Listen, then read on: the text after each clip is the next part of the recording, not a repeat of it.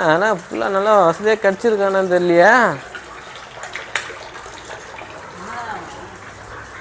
என்னப்பா என்ன கட்சிதா இல்லையா? சத்தியமான மனசாச்சு இருபது வேலை நான் காஞ்சிபுரத்துல பெயிண்ட் அடிச்சிருந்தேன். நீ என்னடா மெட்ராஸுக்கு வேணா இந்த டைனேஜ்லாம் இது பண்ணா தங்கமாக கிடைக்கும்னா ஒன்றுமே கிடைக்கும். நோ போன ஆட்டி எனக்கே வந்து 5,000 நகை கட்சிது உள்ள.